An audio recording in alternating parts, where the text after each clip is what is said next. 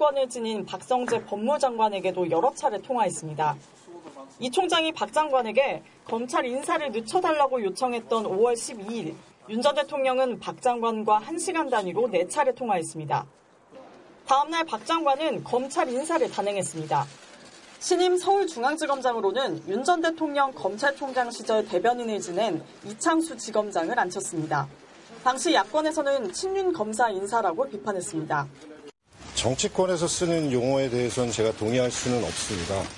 김 수석과 박 장관은 지난해 12월 4일 비상계엄 선포 다음 날 삼청동 대통령 안가에서 모인 윤석열 정권 법조 4인방이기도 합니다. 법무부는 법무부 장관과 대통령의 전화는 자연스러운 일이라며 특별히 할 말은 없다고 했고, 김 수석 측은 답을 하지 않았습니다. MBC 뉴스 이혜리입니다.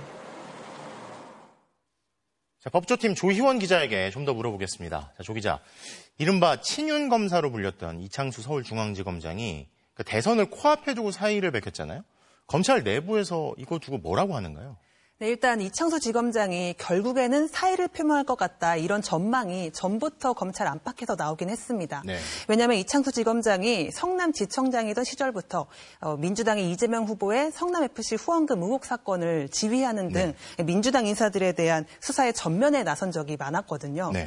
전주지검장 때는 문재인 전 대통령의 전 사위의 특혜 채용 의혹 수사도 지휘를 했습니다. 네. 다만 정권이 바뀌어도 일정 기간 자리를 지켰던 이전 검사장들 처럼 대선 이후에 사표를 낼 거라는 전망이 많았습니다.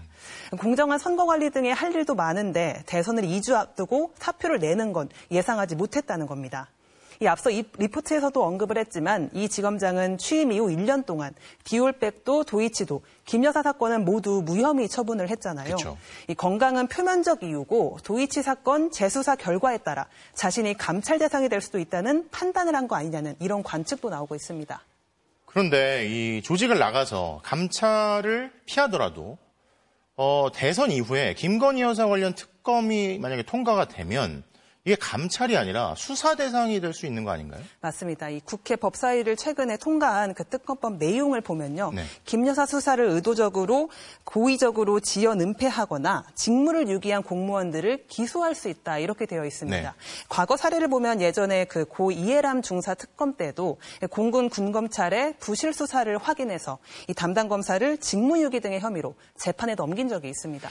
자, 대선이 이제 2주도 안 남았는데 검찰 조직 내부의 위기감이 어느 때보다 고조되고 있다는 얘기가 나오잖아요. 맞습니다. 이 지검장이랑 조상원 4차장의 사의 표명이 엑소덕스, 이른바 그러니까 검찰 탈출의 신호탄이 될 수 있다, 이런 얘기가 나오고 있습니다. 이 민주당은 과거 문재인 전 대통령이 마무리하지 못한 검찰개혁을 완성한다는 의지를 보이고 있잖아요. 네. 핵심은 검찰의 수사권과 기소권 분리입니다. 중대범죄수사청을 신설해서 수사권을 주고 검찰은 기소와 공소유지에 주력하게 한다는 건데요. 네. 검찰 내부에서는 사실상 검찰 조직이 없어지는 거라는 우려와 함께 사직이 줄을 이을 수 있다, 이런 관측이 나오고 있습니다. 검찰이 개혁을 자초했다는 자성의 목소리도 나오고 있는데요. 그 중심에는 무엇보다 사의를 표명한 이 지검장과 조상원 차장 등 김 여사 수사를 이끈 지휘부가 있다는 목소리가 나오고 있습니다. 네, 법조팀 조희원 기자 잘 들었습니다.